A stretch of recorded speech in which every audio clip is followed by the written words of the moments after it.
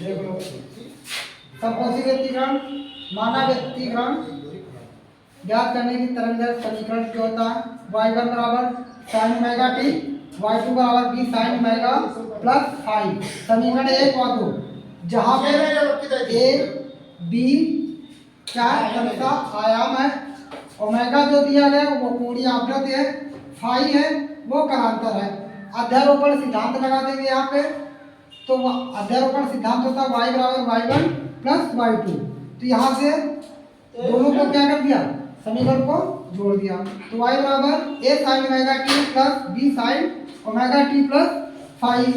अब यहाँ पे sin ओमेगा t जो है वो sin a प्लस b के सूत्र पे खुलेगा। तो sin a प्लस b का सूत्र क्या है? sin a plus cos b cos a into sin b। तो y बराबर a omega t b sin omega t cos five cos omega t plus sin b। y बराबर a plus b cos five sin omega t plus b sin five cos omega t। इसको मान लेंगे समीकरण 3। ठीक, अब समीकरण 3 क्या है? समीकरण 3 में क्या करेंगे? यहाँ पे हम कुछ मान लेंगे जो cos फाइव है दिया है, तो यहाँ पर एक मान लेंगे r cos थीटा, और cos थीटा की जगह पे हम लिख लेंगे a plus b cos five. इसको मान लेंगे समीकरण 4। दूसरा मान लेंगे r sin थीटा बराबर ये हो जाएगा b sin फाइव। इसको मान लेंगे समीकरण 5। अब यहाँ पे r और थीटा क्या है? यहाँ पे जहां r और थीटा क्या है? नियतांक है। r और थीटा नियतांक है। अब क्या करेंगे? समीकरण 3 है, तो समीकरण 3 में हम ये मान रख देंगे, लिख देंगे समीकरण 3 में मान रखने पर, समीकरण 3 में मान रखेंगे किसके? जहां पे a plus b cos five है वहां पे रख देंगे r cos थीटा, और जहां पे b sin फाइव है वहां पे लिख देंगे r sin थीटा। ये रख देंगे। तो y बराबर क्या हो जाएगा? r cos theta sin omega t plus r sin theta cos omega t। इसको सही कर लेंगे, ये हो जाएगा sin omega t plus cos theta एक ब्रैकेट में, दूसरे ब्रैकेट में कर लेंगे, ब्रैकेट ना लो या बाद में लगा देंगे, यहाँ हो जाएगा cos ओमेगा t और प्लस sin थीटा। यहाँ से हमने क्या लिया? sin cos omega t sin cos और cos sin, ये a प्लस b का फार्मूला हो गया। ठीक, a प्लस b का फार्मूला हो गया। तो यहाँ पे हो जाएगा sin omega t plus theta. इसको मान लेंगे समीकरण 6। ठीक, ये कहाँ का फार्मूला होगा? sin a प्लस b का फार्मूला होगा ये। ठीक, sin a into cos a cos a into sin b। ठीक, यहाँ तक हो गया।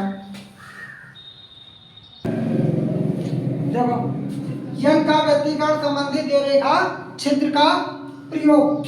अब क्या करेंगे? समीकरण जो हमने लिखा था 4, समीकरण 4 व 5 को वर्ग करके, छिद्र है, वर्ग करके जोड़ने पर, वर्ग करके जोड़ने पर, सर समीकरण 4 लिखा है। समीकरण 4 व 5 को जोड़ने पर। अब समीकरण 4 क्या था? समीकरण 5 लिख चुके हो पहले।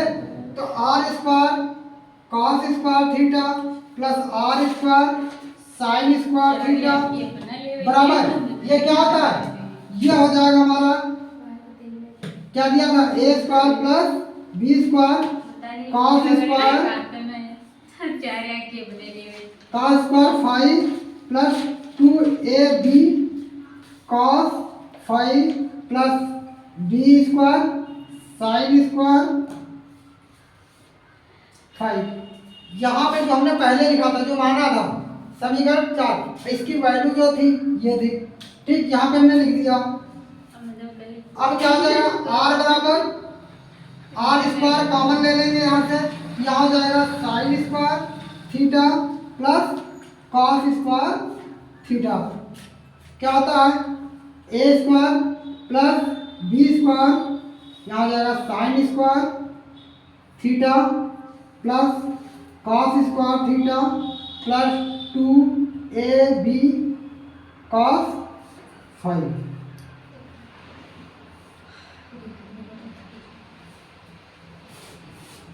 ठीक, उसके बाद में अब देखो ये हो जाएगा आर बराबर आर स्क्वायर बराबर, तो यहाँ से हम लेंगे इसको छोड़ देंगे, यहाँ हो जाएगा A square plus B square plus 2ab cos 5। इसको मान लेंगे समीकरण 7, यहाँ से ले लिया। तो आर बराबर क्या हो जाएगा, आर बराबर हो जाएगा अंडर द रूट, यहाँ स्क्वायर हटा, यहाँ हो जाएगा A square plus B square plus 2ab cos 5। इसको मान लेंगे समीकरण 8। ठीक, यहां से लिख लेंगे किंतु तरंग की तीव्रता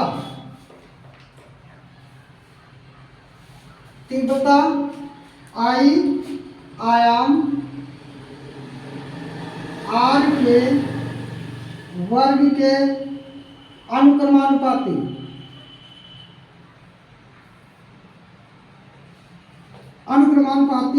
होता है। किसके, किंतु तरंग की तीव्रता और आयाम r के वर्ग के अनुक्रमानुपाती होता है। किसके, आई अनुक्रमानुपाती r स्क्वायर, यही होता है। तो आई बराबर फॉर्मूला क्या होता है, अनुक्रमानुपाती का चिन्ह हटाएंगे तो यहाँ पे लिख देंगे के, और यहाँ हो जाएगा आर स्क्वायर, और आर की वैल्यू हमको पता है ये है। ठीक, तो इसकी जगह पे हम क्या रख देंगे, आर की वैल्यू, तो यहाँ हो जाएगा आई बराबर के ब्रैकेट में A square plus B square plus 2ab cos 5। ठीक, के से अंदर हम गुणा कर देंगे, क्या करेंगे, के से अंदर गुणा कर देंगे, के से अंदर गुणा करो, आई बराबर क्या हो जाएगा, के ए स्क्वायर प्लस के बी स्क्वायर प्लस के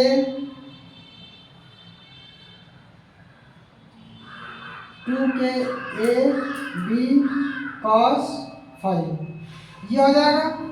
अब हमने यहाँ पे लिख दिया था कि ए बी स्क्वायर,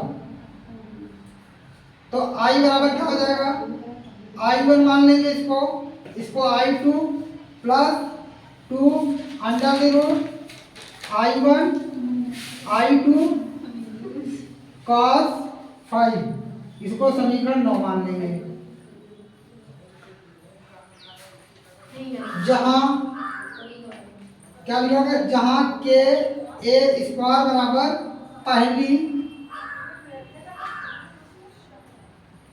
तरंग के कारण आवृत्त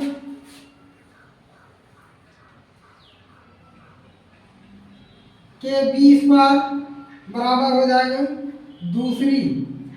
दूसरी तरंग के कारण आवृत्त।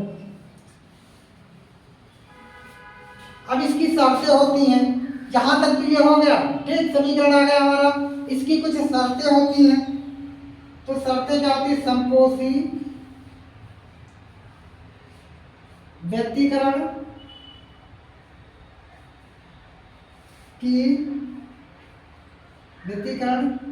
के लिए शर्त। शर्त क्या है इसकी? शर्त के लिए हम पहले पहुंच जाएंगे समीकरण एक से अधिकतम तीव्रता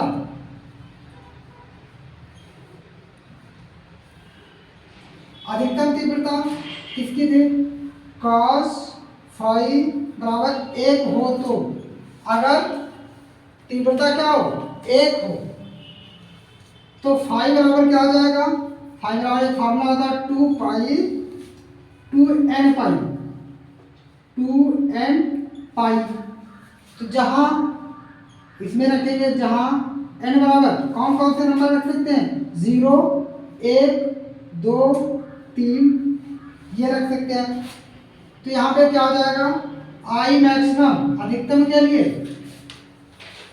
के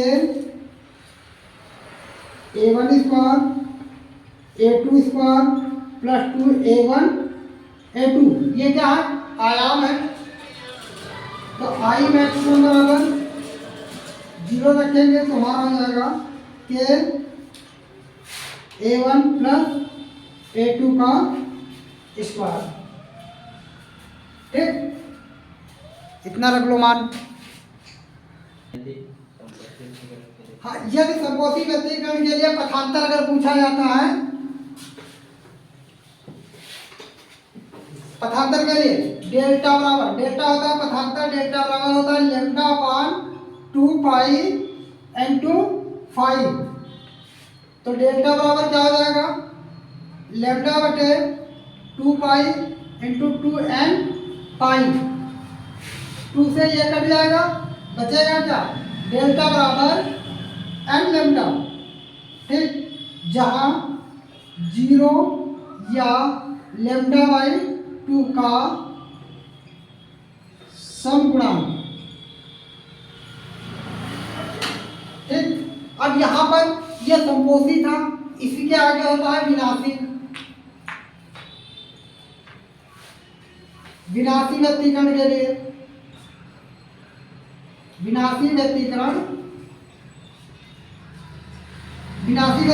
लिए क्या हो जाएगा? समीकरण 7 से ले लेंगे।